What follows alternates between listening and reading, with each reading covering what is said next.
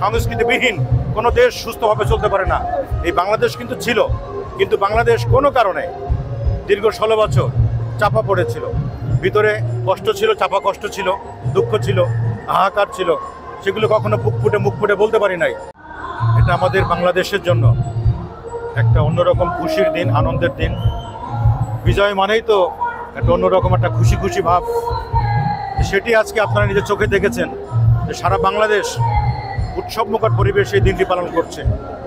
কালকে আমি প্রোগ্রাম সেরে ঢাকার বাইরে থেকে আসছিলাম, সারা রাস্তায় মানুষের উল্লাস, উদ্দীপনা, দেশের গান, বিজয়ের গান নিয়ে তারা সারা রাস্তা জেগে জেগে মিছিল করে করে এই দিনটি পালন করছে।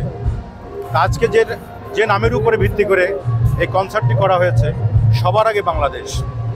এই বাংলাদেশ কিন্তু ছিল, কিন্তু বাংলাদেশ কোনো কারণে দীর্ঘ 16 বছর চাপা পড়েছিল। ভিতরে কষ্ট ছিল, চাপা কষ্ট ছিল, দুঃখ ছিল, হাহাকার ছিল, সেগুলো কখনো মুখ ফুটে বলতে পারি নাই। কারণ আমাদের সঙ্গীত শিল্পীদের বা সংস্কৃতির পায়ে শিকল পরানো ছিল। সংস্কৃতির মাঝখানে দুটি ভাগ করে দেওয়া হয়েছিল। আমরা ভিন্ন মতের বলেই, এক কথায় বলে আমরা বিএনপি করে বলে, যার কারণে আমরা বুক খুলে গলা খুলে গান গাইতে পারি নাই। আজকে মনে হচ্ছে সত্যিকার অর্থেই স্বাধীন দেশে স্বাধীনভাবে গণতন্ত্র চর্চার যে ব্যাপারটি, সেটি পরিষ্কার হয়ে গেছে। এটি তারেক রহমান বলে সম্ভব যে বাংলাদেশের জনগণকে নিয়ে সবার জন্য উন্মুক্ত সংস্কৃতি আজকে তিনি প্রমাণ করে দিয়েছেন। যার কারণেই এই বাংলাদেশের জন্য আপনারাই বুঝতে পারছেন কাকে প্রয়োজন এবং কাদের প্রয়োজন। এই সংস্কৃতিবিহীন কোনো দেশ সুস্থভাবে চলতে পারে না। একটা দেশের ভূখণ্ড দখলের দেশ দখল হয় না।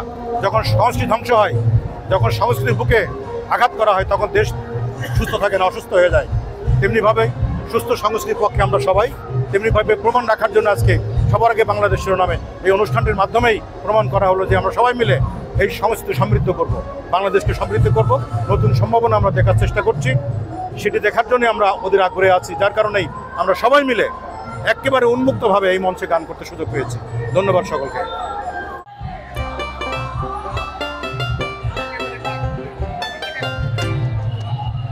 সংবাদ, ফিচার ও অনুষ্ঠানের জন্য ভিজিট করুন সংবাদ প্রকাশের ওয়েবসাইট এবং যুক্ত থাকুন ফেসবুক পেজ ও ইউটিউব চ্যানেলের সঙ্গে।